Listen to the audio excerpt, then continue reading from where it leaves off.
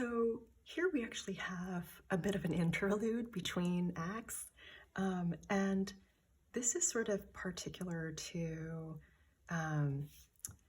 my ongoing interest still in Leuchtturm and Moleskine notebooks to some extent, and it's they're ones that I sometimes kind of return to, and this one was a notebook I forgot to mention in my initial lineup. And so this one is a pocket, or a 6 is sometimes how it's advertised, Leuchtturm. And this is actually, I think, a weekly planner, but in the 18 months. And so this was actually one of the notebooks I had carried with me from 2022. And there's a lot that I actually do really love about these Leuchtturm pocket planners and pocket notebooks. I love how they feel in the hand. They're such a perfect size. Oh, and I've graced this one with this really cute strawberry sticker from Lola Starry Art. But what ended up happening with this particular weekly planner, so it's an 18-month starting kind of fall of 2022, and it goes for the entire calendar year in 2023, is I think I ended up kind of needing a space last fall to do a little bit of a creative, sort of fun vision board in some ways. It's more like a mood board perhaps for myself. And so you can see that I started doing that in November. And this is actually, the first weeks of the weekly planner that I just, wasn't using yet. I think I had gotten this in August, but I think that the weekly planner actually started in July. And so because I hadn't used any of the July pages, I later on, kind of in the fall, created this kind of vision board or mood board as a way to just kind of exercise that kind of, creative joy in a way. And it's a practice that I then, ended up bringing into December, and I kind of made one here as well. And it's just a way to kind of use really cute stickers and, again, just kind of have fun with how I want that month to kind of feel, right? How I want it to kind of warm my heart. And, again, it gives me a chance to kind of use these beautiful stickers, brought it with me into January, and kind of really thinking about how I want January and the new year to feel, right? And kind of full of magic and things. And that's how I had kind of started out the year. And then because I was, again, juggling so many techos, as you now know, to be true, I had fallen out of this in favor of other ones, but kind of returned, I'd returned to it every so often, as a little break from some of the other techos. And then here I just started kind of creating a May vision board, because that was when I started feeling like I wanted to kind of get back into this again. And I have, since not quite used it, right? But I liked so much that it had provided this space to be able to kind of make these like fun spreads, that that this has a really special place in my heart. And I don't know quite what that's going to look like in the future, but I do know that, in terms of, I was using this to kind of mark what week we were in, but in terms of the layout itself, it is really nice and clean and clear. So who knows, like I might continue to try to just do these kind of monthly vision boards and kind of have this be this really cute little space for that. But I wanted to share it anyway, again, just because it was something that I brought into 2023 that spoke to a need that I have, which is to kind of express some creativity, see some color and some beautiful and cute and pretty things, and to be able to kind of have that lift my spirits. And that's what this was serving as. And I'm always in need of that anyway. So, you know, maybe I'll continue to do that even in this little book, even though that's not what this book as a weekly planner was meant to do. But nonetheless, you know, it's fun to be creative with these different projects. And the other one I have here is something that I began to kind of struggle with. And I mentioned that this is sort of the interlude between acts. And what I mean by that is, you know, I had the kind of spring start promise of a refresh. And then I was kind of going through sort of a period where I was recognizing that I still wasn't quite fulfilling the kind of planning and progress need that I had for my writing and for juggling multiple writing projects, professional projects, in a way that that could help me document what my process was looking like, my progress on the different projects and the different tasks, as well as having kind of the space to, you know, brainstorm about those tasks and keep them all together. So I found this and ended up getting this. I think I want to say it's something like the Project Planner by Moleskine.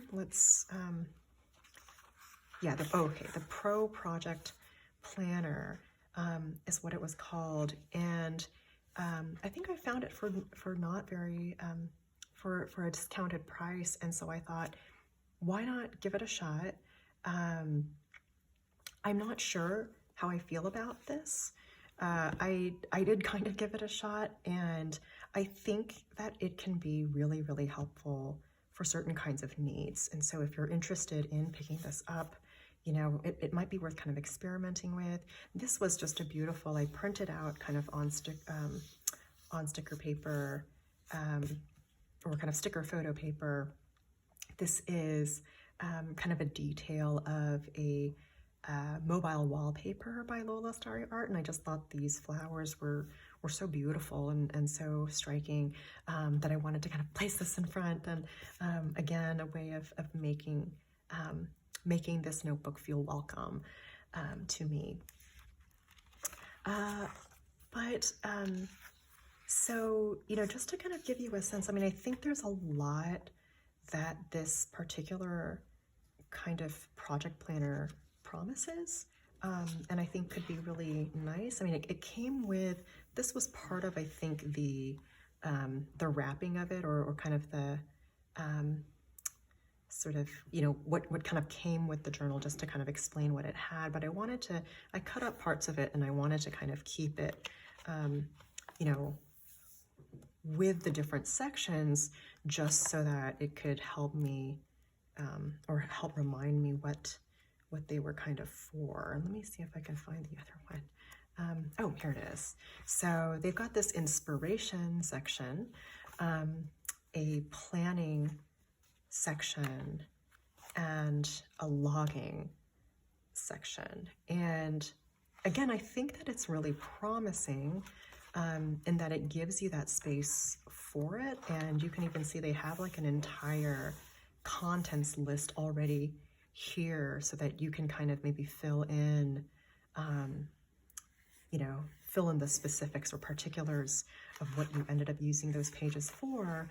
But you've got inspiration, long-term goals, inspiring quotes and people, my inspiring journeys, key findings and achievements. Then they've got planning, starting with a yearly plan, 4-month plan, then the monthlies, weeklies, and then logging, so project progress, and then a bunch of pages for notes and for brainstorming. So I think this is really, again, just there's a lot of potential here that I just don't think I've been able to kind of tap into.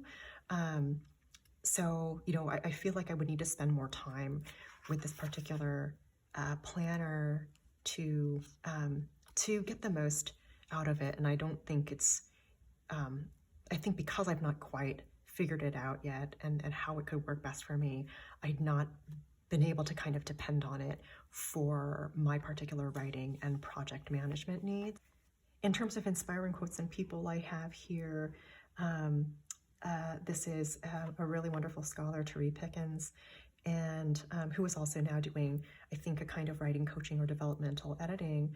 But this is from her newsletter about the discard pile and how editing is erasing good work, but editing is not starting over. And so it was a way to at least bring in some inspiration and some motivation for the writing, right? And kind of reminders for the way that writing is a challenging process, right? And writing and thinking, but that, you know, everything that goes into it, even if you think that you're taking, you know, 2 steps forward, 1 step back, it's all part of the process. And so it was a way to kind of, you know, I wanted to maybe use this space for those reminders as I, you know, tried working on some of these projects. And I think that in some ways it helped just kind of initially to realize how many different moving parts there were in trying to juggle these various projects. And this has been kind of an ongoing challenge for me as an academic and a scholar and as a lecturer, so somebody who teaches as well. And this is sort of the weekly plan. It's undated, but I kind of used these various kind of like dated stickers. And it was kind of a way for, you know, I was in the middle of a project and a deadline that I just wasn't sure how to move forward on, right? Or there were so many different parts of the project that needed cohering, that needed sort of thinking through, and, you know, how to kind of keep track of those various moving parts. You can see that I didn't do a whole lot more after that. And I think it's because I had yet to kind of figure out how I want to use these kinds of layouts, right? And so it's a project planner, but it has a lot of the same components as your usual techo. And so, you know, so then suddenly it was having to kind of figure out how to make all of that work together. The logging pages were also kind of interesting. I used this one just to kind of, these are the really kind of beautiful Zebra Sarasa vintage gel pens. And so I just wanted a sense of all the different colors, just to see how they looked. I think there's, again, potential here, but I just haven't figured out how to make it work. These are the notes pages, and so I used it similar to how I've seen some people use a commonplace book. For me, it was really about kind of taking down notes and quotes from specific sources and scholarship that I wanted to engage with in my writing and in my academic work, and I think that it could be work. It could work. I'm sorry, for this purpose if one were to maybe kind of use it more regularly. But again, for me, there was the problem of juggling so many different sources, so many different articles and books, that it almost felt like I was kind of repeating the same work I'd already been doing with them by trying to incorporate them in here. So, we'll see. I do still think that there's a lot of potential for this. I just haven't quite figured it out yet, but I wanted to show it to you for anybody who might be interested in something like this. This is the brainstorming page, for example. So again, a lot of space to be able to kind of plot out different projects, and it's definitely a robust planner that I might need to just kind of sit longer with and just try working more with in order to kind of figure out the best way to use this.